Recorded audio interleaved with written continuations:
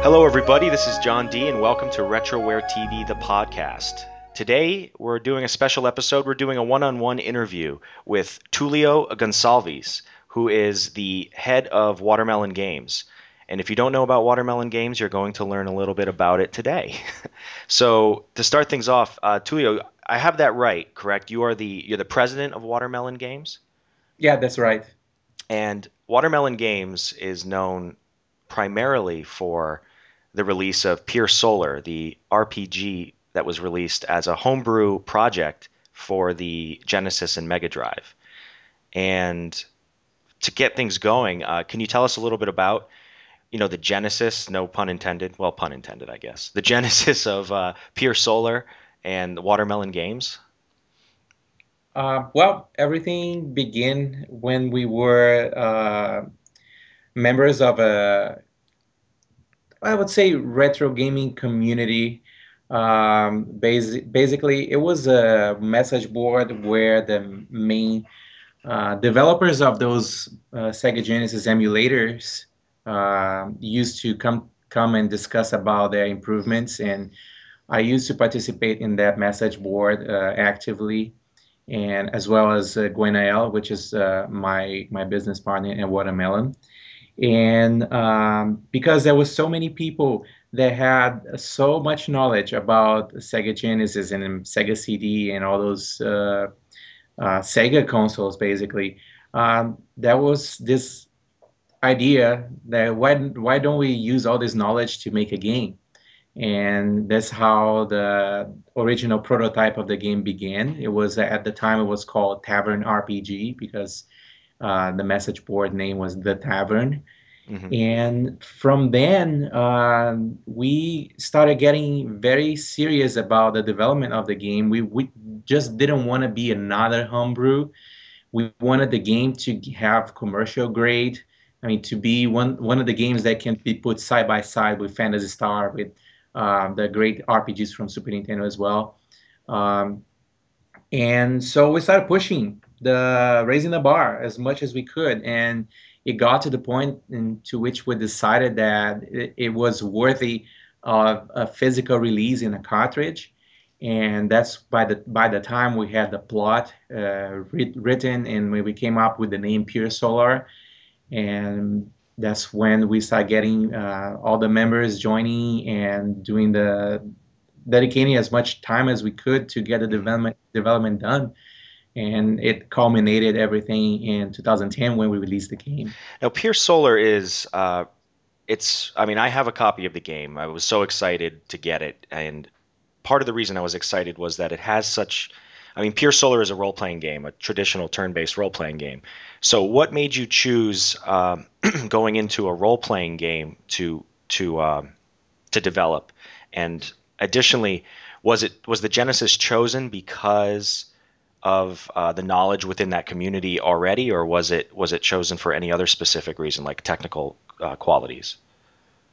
Well, it is our favorite system, and well, obviously the people that were gathering in that community, they were very knowledgeable about Sega Genesis. So I guess it comes without saying, a lot of people that love Sega Genesis, we want to design a game. Okay, let's design a game for Sega Yeah. Genesis. So But from a Sega Genesis versus Super Nintendo standpoint, you guys sit squarely in the Sega camp? yeah, Yeah. basically, yeah, most of us we had the Sega Genesis. Our neighbors had the Super Nintendo, but by the time of Sega versus Nintendo. Yeah. And we always like try to get the best out of it, and so that's the main reason that we chose that platform, which originally it was to be a Sega CD game Hmm. because we just wanted to make the game to be able to share with everyone. But the Sega CD is so complicated to deal with when you're actually going to the hardware and testing the prototypes. You have to ensure the synchronism between the two CPUs, and Yeah. without Sega support, I'll figure that it's nearly impossible to design a game with the same scale that Lunar and like Pop Film Mail, those very famous RPGs for Sega CD. Hmm. And So that's when we compromise. Okay, let's do the cartridge. So we're going to be limited in space. However, we found the trick so that we're going to be able to use the CD anyway. So okay, we don't lose the music side, and we can still like gain in avoiding loading times and those stuff. So yeah, that's when we went to the Genesis itself.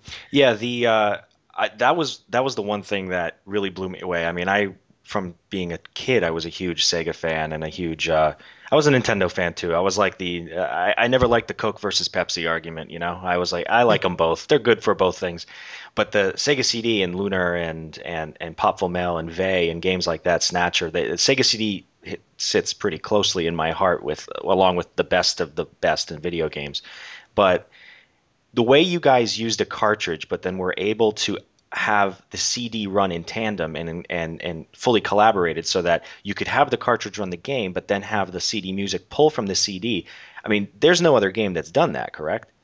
That's correct. And the actual trick to going about doing it, I mean, I love the fact that I was able to get CD quality music, but I didn't have to worry about load times that were just insane with the Sega CD, considering it's a single speed player. But what were the technical challenges going along those lines, trying to make that a reality? Well, the first thing is you when you have the cartridge connected, you cannot access the Sega CD functions as standard as you would do when you're running the game, a Sega CD native game. You can go to the BIOS and say, "Hey BIOS, play CD. Hey BIOS, give me this PCM channel." What we have to do is we actually have to write the whole uh, CD driver side of the BIOS again and go down and read. When we read the CD, we are reading sectors and we are extracting data out of the sectors. Hmm. It's not like you go and say, "Oh, read me file name this." We actually we cannot do that. We have to write all the routines that will do that for us. So it was very challenging and took a very clever ingenuity to be able to get that accomplished. And we had, thankfully, very smart programmer to help us with that. And in the end, you got the results, and Yeah. you you were able to test it by for yourself. So How many people did you have on the project? I mean, I remember reading the history of it being a collaborative effort, and it was ideas coming to you from within these forums or within this community. But ultimately, when it came down to the nuts and bolts of having to craft this game, how many people were involved? well, if I were to name like every single people that got involved with at least a little bit, Hmm. I would say we had between 100 and 200 people Wow. that kind of contribute somehow. How do you organize such a thing? I mean, I know it took, I mean, it took how long to get this game out? Was it 6 years, something like that? From the beginning to the actual physical delivery? Yeah, it began in 2004 and we released in 2010. Yeah. So that was the whole 6 years. Did you guys create the company like when you started this or when it came time to think about releasing it physically? Well, we were running quite a while. We created a company back in 2009. Hmm. Yeah, it was in 2009. That's when we actually went in with the paperwork and raised Watermelon. That's Yeah. because we had a contact to design the game for Xbox, and okay, this is getting pretty serious. We need a company. Yeah, of course. So from that point on, but well, internet helps a lot, obviously, because you can, if you don't have the person online right by you, you can send an email and get someone to answer you next day when they check their email. So we were Hmm. working with so many time zones. Oh yeah. So it was like very impractical to think that we were gonna have everyone online at all times. The Now, now the just so I don't want to get too far along without making mention to everyone listening that there is now a Kickstarter in effect up until December 5th in the morning, Eastern time, I believe, where you're mhm. trying to raise $139,000 to help facilitate the release of Pier Solar HD for a variety of platforms. Can you go into that a little bit? Let us know what platforms and why you chose them. Well, since the beginning, since the time when we released Pier Solar, we were having people asking to port the games to modern platforms. A lot of people don't have that Sega Genesis. A lot of people um, don't have or they even have a Sega Genesis, but they don't have the wires anymore, right? So people wanted to have the games in modern platforms because that's what they are using. They have hooked up to that TVs, right? And at the time when we just had released Pier Solar, and we were like wanting to get the game. Uh, we wanted to get focus the watermelon focus in the next project. So we say, okay, we are gonna think about that. We are gonna see if we can pursue that, but we had to delay a little bit so that we can work our other projects. The Magical Game Factory and what came after. Hmm. But it was always in the back of our minds, and right now we have our projects pretty well on their way, and we are to the point that we say, okay, now if we really want to do this, we have the management capability. We can have our time dedicated or delegate to people who are gonna lead this project. So we figure, okay, let's evaluate how much we need and what's the effort. And Hmm. when we put all the numbers and all the things, the assets that we're gonna have to be redone, and the time that each one is gonna consume, we realized that it was out of Watermelon's financial availability. Yeah. So that's why we figured, okay, why not resort to the community? We got a very good support from the Sega Genesis version of Pier Solar. We got thousands of people buying the game. So I'm sure that there's gonna be enough people out there that wants this game. They would like to see this game showing on their PCs, on their Xboxes, and who knows what other platforms we can also reach if we can fund the game and we can get the other companies to license to us as Yeah, well. I'm personally looking forward to a Dreamcast version just because I have that nostalgia there. So that would be incredible. But what other projects does Watermelon have going on? I mean, I know Pure Solar is probably the most, well, it's definitely the most visible, but what other projects have you been working on? Magical Game Factory is our website where we have basically all the Watermelon's activities, everything that Watermelon is doing. We channel over the Magical Game Factory. So that in that we have uh, beat 'em up with RPG elements that we're going to design for Sega Genesis as a primary platform. Hmm. We're extensible to the mother platforms as well. And we do have a Super Nintendo project that is Oh, still being really? defined, Oh, that's great. but it's going to be an action type of action adventure type of game Hmm. with interesting like gameplay elements and interesting art style and everything. All the decisions that we had, it's based on our community. We decided to do partnership with the people that are supporting us since the beginning. So why not ask the people that are with us what's their opinion and how they want to would they like to see the game going. So when we started, we have those code names, Project N as for the Super Nintendo, and Project Y for the Sega Genesis game. But when it began, we actually put out a poll asking, so what's the platform you would like to see the game on? We had Sega Genesis, Super Nintendo, we had Xbox, PC, Android, Hmm. and well, no surprise, we got Sega Genesis elected again. That's great.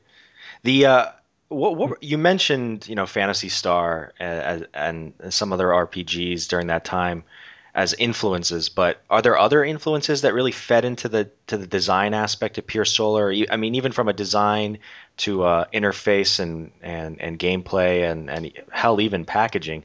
I mean, there was a lot of elements that when I tried to describe it to people, I say that there's a lot of secretive mana in there. There's a lot of Chrono Trigger in there. but Mhm.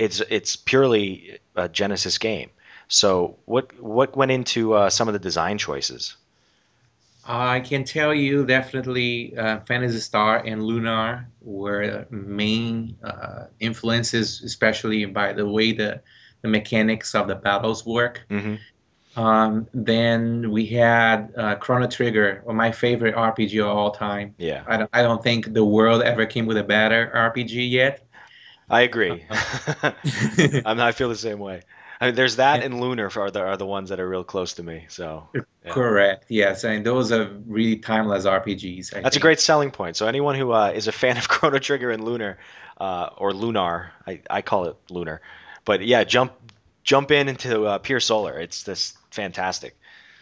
I did the same I did the same thing with Lunar versus Lunar. I did the same thing with Pier Solar. I was calling it Pier Solar. I But wasn't. that's how I call it. Yeah, But it's there. Oh, great. Okay, now I don't feel as bad. Okay, I'm going back to Pier Solar. there is a lot of names in Pier Solar that is basically can be pronounced so many ways, like the hero of the game. Yeah. I've seen all the types of pronunciations for that. It's all that's all right. The Now the music for the game, I mean, that was so strikingly beautiful, from the get-go, just from the opening screens, that I was shocked to think that this was a homebrew project. The music, was this a product of multiple composers? Was there a singular composer involved? And how did they work with you guys when, you're developing the story and wanting to tell the mood of the tale? Yeah, music. It's one of the Watermelon members that was the main composer. We had three collaboration of three people in the game for music. One was Zabo, it's a Swedish. He is artist. He does graphic art, but mainly music. And there was Tito from Estonia. He composed one of the songs, and I composed three of the songs. And I worked with Zabo really close because we had basically the same taste for music. We used the same software, and it turns out that he is super productive. He That's can good. compose three different themes in the same day.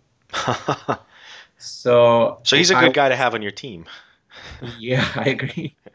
So I was bouncing back and forth with him. He would send me a song. I was gonna go and like, okay, why don't you try this? And then he goes and he changes something. He sent back to me, and eventually we were going to agree into what's gonna be the final version of that song. And it's like the same thing for the game. Like we wanted to push the envelope. We want to have the compositions that you're gonna want to carry the CD and put on your car stereo and drive to work listening to them. I just love the fact that you guys made available the burnable, I think you put out the ISO, right?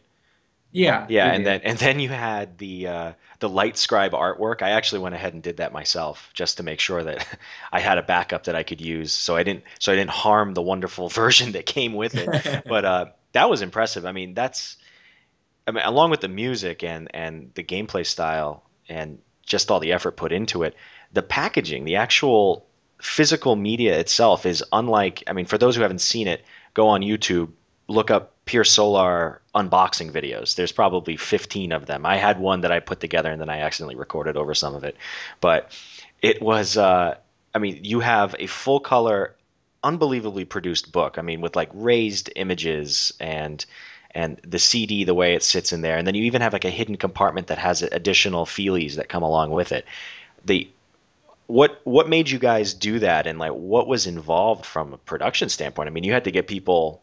I mean, I assume you had to use either manufacturing or an outside group to make sure that you had everything down to like the watermelon sticker that seals the plastic around the cartridge to the actual watermelon embossed plastic on the cartridge itself. What was involved there? Well, just think about the 90s when you bought a game, right? The moment that you open the box, you want to see what's inside. You want to get your posters. I mean, they used to come with posters, they used to Yeah. come with stickers, like some promotional flyers, some things. that make you feel like the joy of just opening up your game and say, wow, I really bought this and it's worth the money. Um, so when we designed the package, we had that in mind. I mean, we want to give authentic experience of buying a game and feeling proud of doing that, you know. Yeah, exactly. So at the beginning, we had the big discussion about should we do the clamshell, should we do the different packaging, and uh, I know I remember a lot of people were pushing for the plastic box just because it's more It's got the nostalgic flavor to it, I guess.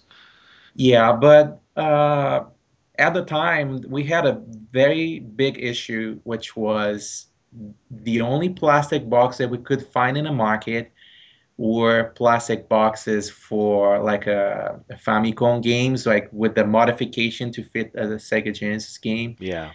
And I mean, you pick them up, and you can find a few bootleg games and a few games that like homebrew that you can find that comes with those boxes.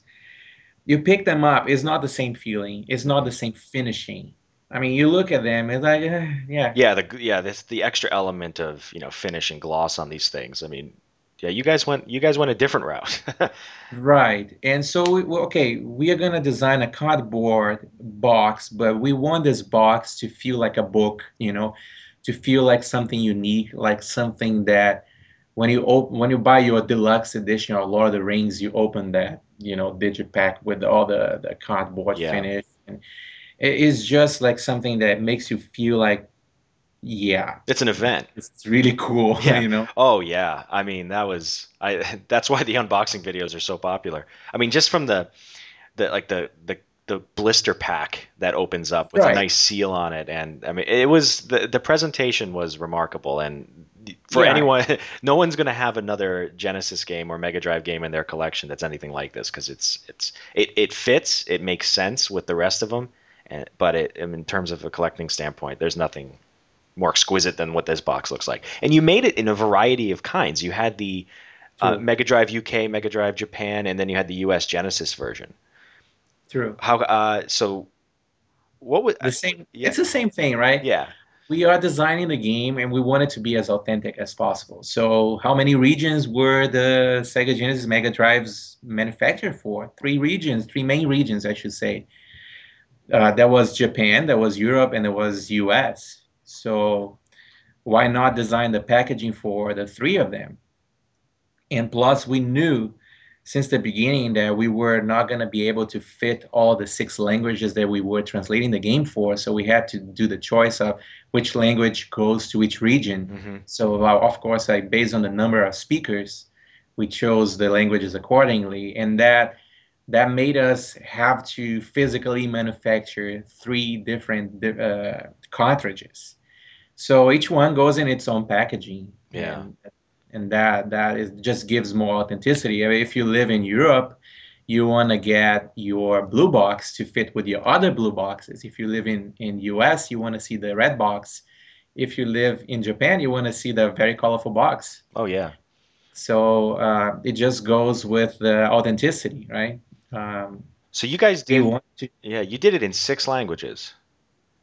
Yeah, yeah, we did. I mean, we did not include the full translation of Japanese in the end, just because we didn't have a person to do the proofreading. We did have a translation, we didn't have the proofreader, and we did not want to do English Yeah. type of, you know, Japanglish Yeah. type of, you know, we wanted to have something that was 100% confident that whoever's going to play in their native languages are going to be fully satisfied. Okay, this is my language and it's done right. Yeah. Yeah, I mean, I really am dying to hear about the whole, the supply chain aspect of how you went about doing this. I mean, just Mhm. how did you go from design? I mean, you had to have somebody CAD design this Yeah, box, and then you had to have it manufactured. I mean, and just the stamping, the everything involved. I mean, there's a million pieces in this thing. there So, is. so like, yeah, you feel free if you have a few minutes. I'd love to hear more about Yeah. Well, to begin with, why do we need the blister? it. Well, the box is not plastic, so as you imagine how that's handled by the mail, right? Oh yeah. I mean, they stockpile those things, and it was a huge, big chance that probably 50 to 70% of the boxes were going to arrive damaged, especially because we were shipping directly from China at the beginning. Hmm. So they were always going to be international shippings, and you can imagine. So we designed the blister. The first thing was to protect the integrity of the box, and actually Gwenel was the one that took care of that, and he sit down and make so many experiments with different compounds, different types of plastics, and until he found that one was the right size. And he did a weight test, and he got like over 200 kilograms on top of it and no damage. Oh wow. So that's when we found, okay, that's the right way to do. And when we were doing the work with the factory, we obviously wanted to get the watermelon logo stamped so that um, people would know our brand, that we did that, and we just didn't go around and bought some random blister. Yeah. Oh, and it's a great blister pack. I mean, blister packs have, they come with some baggage, on how they're often horrible. But this one, it opens so smoothly. I almost didn't want to open the thing. I mean, the blister pack was the one that had the seal on it, right? It had the Yeah, yeah, and yeah, it opens easily, closes easily, perfectly fits in the cabinet. And you guys threw a little piece of cardboard around the perimeter of it too, right? true. Yeah, Yeah. that was for extra protection. I Yeah. mean, we know a lot of people were gonna want to preserve like unopened, Hmm. and if we can preserve and we can prevent any damage to the blister itself, it just makes it look neat in your shelf. Yeah, exactly. I'm crazy. I kept not only the packaging you shipped it in, but also the cardboard that surrounds the blister pack. Yeah, Yeah, we're crazy collectors. But yeah, we did that. And if you look at your game, 100% of what you see was done by us. yeah. The plastic shell in which the cartridge goes in, that thing, we had actual original Japanese, made not Japanese, but made in Japan cartridges sent to China to be analyzed and to be molded to precision, to be 100% uh, uh, exact replicas of the originals, because you cannot find good ones anymore. They're all for those bootlegs Oh that yeah. get sold in China and Russia. How So how did you locate a supplier for this? well, when I went to China, and he worked with the companies, and he started getting quotes and gathering the contacts, and eventually he made a lot of trials with a lot of companies until he find the right ones. Yeah. And and How did you fund the first production? Was it pre-orders or venture capital, or I mean, how'd you guys pre-orders. pre-order? It was just pure pre-orders, huh? Yeah, Yeah, it's impressive. yeah. We realized that if we did the pre-orders and the price was right to be able to produce the game, we don't have to add any other money in. Hmm. In the end, we actually did, but Yeah. that was just because we had unexpected people leaving the team, and we have to hire people to pay for pixel art and that type of stuff. And we didn't count on that, then we have to pay extra beyond the pre-order money. Yeah. But then we did the reprint, and we were able to catch up, thankfully. So How many copies did you end up making of this game? Because I think the first printing sold out pretty quickly. yeah, yeah, it did. We usually don't speak of the numbers, but thousands of copies. Yeah, Okay. And I the can tell you it's over 6,000. Oh, that's great. Are there still are is it still available to be purchased on second printing or third printing, or is that I haven't looked into it. I wasn't sure if you guys still had some Uh, available. well, when we launched the Kickstarter campaign, it kind of drove a lot of people to our website to buy the Sega Genesis. So within the first week of Kickstarter, we sold out. Oh So wow. Okay. uh, well, it's the fourth time we sell out. That's good. That's always good. The Yeah, Now another thing I was really impressed with you know we've been gamers a long time, and we know about emulation, and we know about being able to get your hands on things when they're difficult to get physical copies of. But the the community was so supportive of Pier Solar that there was no ROM dumping of the game. I mean, has that stuck? I mean, not that we want to promote that there isn't, but I was just so impressed by that, and I think that there's something to be said about the purity of gamers when it comes to wanting to really promote like you guys having a valid business and a valid a game. Yeah, I mean, we did obviously we did what we could to protect our intellectual property. I mean, we are selling Pure Solar games, and we would not like to see the sales going down because of Yeah, of course. abundance of ROMs in the internet, Hmm. But I do think there's a lot of people who basically, I mean, I don't know, maybe there were people who dumped the game. They Yeah. just chose not to put it out. I mean, I've heard a few stories of people who dumped the Super Fighting Team games, and they say, I'm not gonna do it because I don't think it's nice. Yeah, exactly. Yeah, I believe the same thing happened with Pure Solar. I mean, we did have one guy who actually contacted us, and he say, well, just to let you know, guys, I got the ROM. He sent us the ROM. I compared it's binarily precise, Hmm. and say, yeah, you did it. Well, would you be willing to sign an agreement that you're not gonna release it? And you say, yeah, absolutely. I just want to let you guys know that for your next game, you can improve the protection. So we end up talking to the guy a lot about it, and we hired him. That's great. So now he works for us. That's wonderful. How many people do you have employed with Watermelon now? um, we have about six people who actively work with Watermelon, Hmm. and a few others that support us in their part time as they can. Those are mainly volunteers, but we do have about six people that are actually actively working in the watermelon projects. That's great.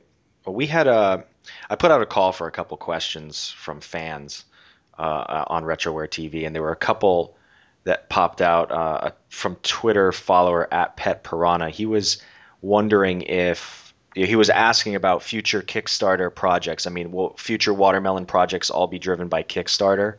And for production time, is there do you guys see that the production time of these kind of games shrinking, considering the first one took, quite a long time? Right, absolutely.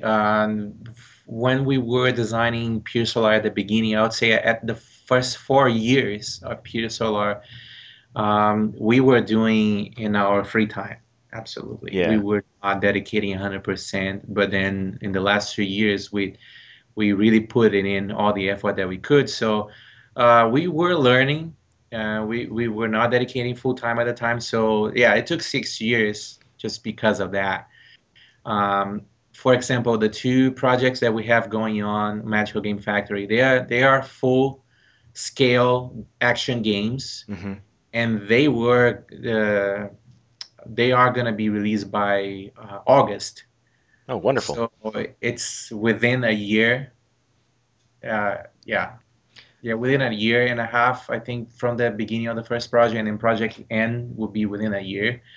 So yeah, reduce a lot. And plus, we are doing now these projects in parallel, which means that they Yeah, are good actually taking overlap to get things less out. time to come out, but we are actually uh, they are taking less time. They're going to take this much time because we are dividing our attention between those two projects. And PSL HD comes also next year. So Have you guys been able to get any pre-work done on the HD version, or is it you're purely yeah, we do have. Well, before we actually put anything on Kickstarter, we had to do our own proof of concepts, right? So we had that's a video that we posted on YouTube. I have the game running on Xbox, the game running on Dreamcast and the PC, and it's all 100% new code. It's not like, for example, I'm not running in an emulator in a PC. It's yeah, actually yeah. executable that's running pure Solar. And anyone who really pays attention can notice a few graphical differences. For example, the dialog box is larger on Dreamcast and a PC. and the Xbox, so you can actually see the game starting up. So there's no question about. But yeah, I would say that the mainly the code. We had a lot of code that we put in before. Oh, that's great. The you guys have any concerns? Like, I mean, for the PC release and piracy. I mean, I assume that it could be so much more prevalent once it comes out for that platform. Yeah, but I mean, then again, everyone I, has that concern, I assume, but I think our audience is not the same as Call of Duty or whatever is the yeah. C version. Those games, those FPS games, they are the massive. Yeah, I people think know they're doing themselves a disservice. I mean, if they go through the massive piracy of anything like this, I mean, it just hinders the ability to get more games of this caliber released for platforms they care about. And I mean, you guys have yeah, done and you want to get your hands on the physical stuff where possible. yeah. I mean that's correct. But I do know that people would try to do it just to claim to say that they did it. And I mean, we are gonna try to do the best to make the game safe and secure. Just obviously to also protect the people who are investing their money into this game. I mean, Yeah, if exactly. if someone had to pay to get the game, I would not like to see that guy seeing another guy who's getting the game for free. I'm like, well, I put money in. Why is that guy paying for free? It's not a. I think it goes around. It's not just for us, it's also for the people who are doing the investment on us. Hmm. So I mean, we've talked quite a bit about Pier Solar and Pier Solar and Watermelon and some of the projects. So how did you get started with all this? I mean, do you have a game programming background? Have you worked professionally in the industry, or how did you come to the point of being the lead on such a revolutionary group? Well, I am a professional programmer since 1997, 1998, I'm sorry. But I was always more involved with Windows and web programming, and mainly Windows because by the time web was not as popular. But um, I was always like a system applications developer. And when Pier Solar began, we had the need to develop a lot of tools. And well, I'm this Windows developer guy, so I'm gonna do the tools. So uh, by in the between the by the duration of the time when I was doing the tools, I also got a bit of instruction about the game development. I mean, Gwenael was very nice. He taught me a lot of techniques, and I learned a bunch of stuff also from the internet, from the game, the documents that we can find. I think it's uh, a bit of the interest that you have, right? I mean, you can have the skill, the programming skill, but it doesn't make you a great programmer. Yeah, of It's all course. about how much you are interested in what you do and how much you want to push it to learn something new. And it's always nice. I think learning game development made me a better systems application programmer Yeah. as well. So, um, The so those, Yeah, go ahead. I was going to say the design. I mean, the systems application work actually help feed some of the design choices you guys did with the interface, like even in menu systems and in Pure Solar. I mean, it was striking when playing the game that I knew I was playing a 16-bit Mega Drive game, and it was a role-playing game in a style I was familiar with from when I was a kid, but the interface was so much more intelligent, so much more like indicative of what we're used to interfacing with today. A little bit more user friendly, better UI, better better overall. So, I mean, does that feed into that? I mean, where do those choices come from? Yeah, yeah, you can definitely believe that system usability influence a little bit when you are designing menus and options and how you're going to drive the system interface. But I think since our game is contemporary, we definitely inspired ourselves in other RPGs for Sega Saturn, PlayStation, Dreamcast. You know, there is always what came after and what okay, how can we push the Sega Genesis to be on par with what we have today?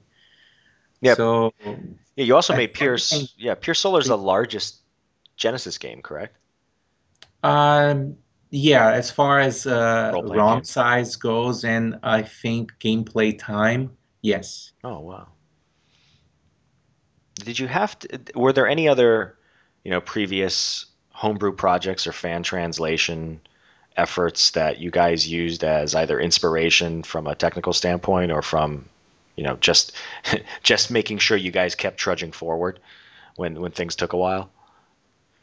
Mm, it's hard to say. I can tell you for sure that we had this drive since the beginning. But definitely there is a lot of homebrew development that show technical things that the Sega Genesis can do. Is every time you see like a full motion video player on Mega Drive showing like you can see your Michael Jackson video clip on it and say, wow, Yeah. it's just a Sega Genesis game. It's not even a Sega CD. Well, how can I leverage that into Pure Solar? Yeah, exactly. No, So that's yeah. great. The So you mentioned Sega Genesis was your favorite console, or at least I was implied that it was your favorite console. Mhm. What was your first system that you remember playing? And 2600 yeah, Atari. well, that makes sense. Yeah. The That was a major console back in Brazil before the 8-bit generation, Nintendo, and because I am from Brazil. So that was the main console.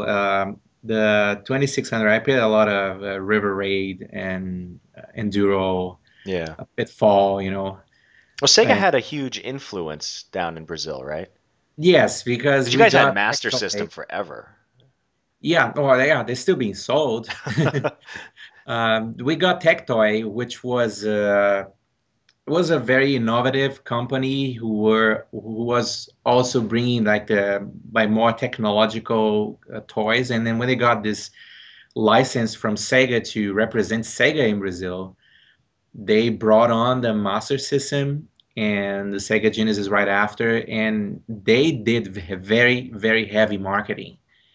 I mean, they were having like this TV programs, like 15 minutes every day before lunchtime. Wow. So it was a very aggressive marketing program, and it worked. I mean, it's And fair to say it was. I mean, Sega was it much bigger than what the Nintendo offered down there? it It was. was. It Yeah. took. I think it took until 94 or 90. I think it was 94 when a company got the license to distribute the Super Nintendo in Brazil. And the NES was pretty much dim. I mean, it Yeah. wasn't very.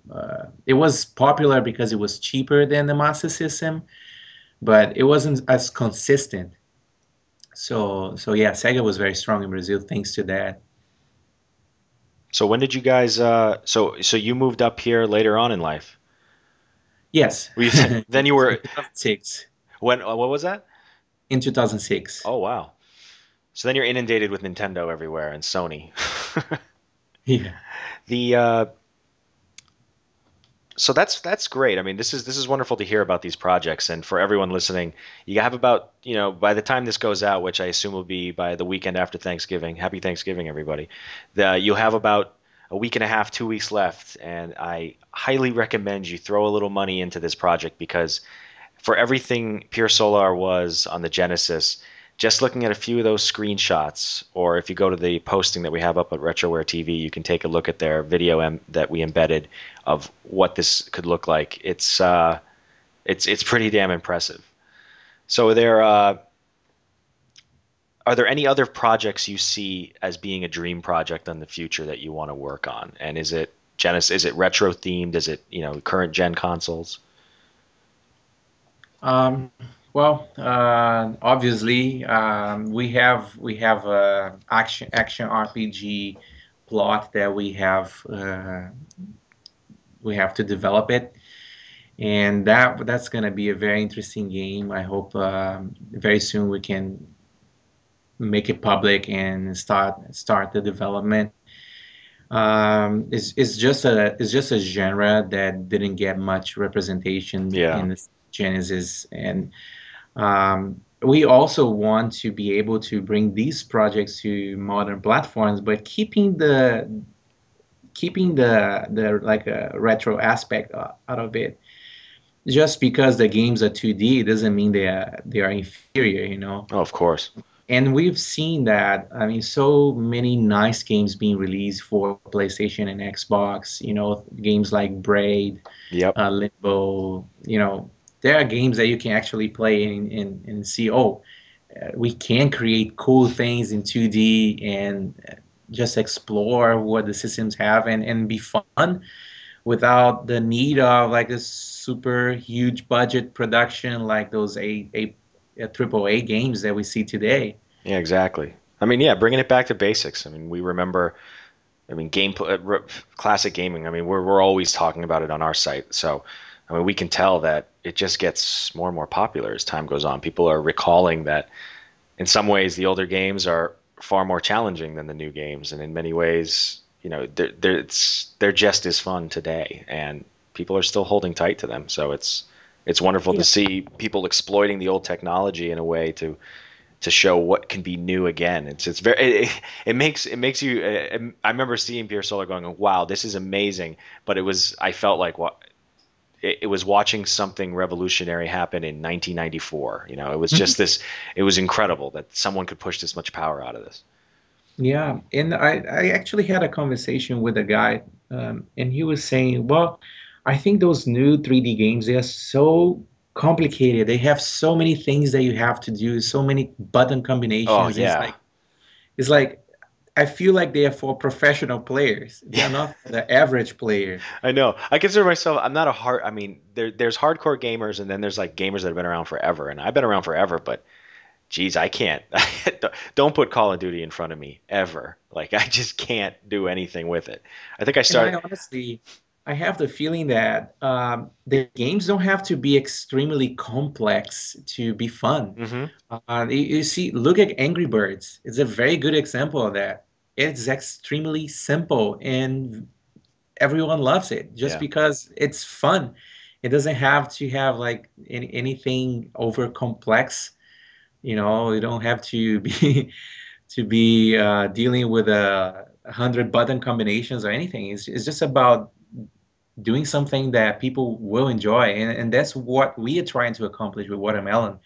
We want to bring that back. We want to restore this type of gameplays, the type of games that people will be able to enjoy regardless in which platforms they are playing or how the graphics are built. It's just they're playing because the games are fun. Yeah. Exactly. The. I mean, those. That's a great sentiment to end on, but I wanted to make sure that I asked the question of. Mhm. I mean, you guys have done so well, and you've done such admirable work. Ha, have you been ruffling any feathers with those who are working in? I mean, I assume Sega didn't care that you guys did this, or they weren't sending any cease and desist letters. But are they? Are some of the bigger outfits taking a look at you guys? Should we be worried about losing some of that indie spirit? Well, definitely not, because if if someone comes to tell me, okay, I'll give you the, I don't know, PlayStation 3, PlayStation 4 license so that you can develop this game, but it has to be like this, like this, like this. Yeah. Oh, thanks, buddy. I would love to be in your system, but it's against my gaming ethics.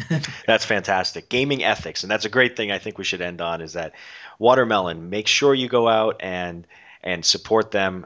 Try to get a copy of Pure Solar. You might spend a few hundred if you try to do it on eBay, but definitely support the HD version and look out for their future projects. They have game ethics, everybody. So that's important. But Tulio, it was fantastic talking to you, and I wanted to say thanks. Thanks for taking the time and giving us some background on Pure Solar, Watermelon, and looking at some of the future projects. Oh, it's my pleasure. Thanks for having me here. Yeah, and we'll stay in touch. I'd love to see more of your stuff. So everybody, that's Retroware TV The Podcast, and take care. Happy Thanksgiving.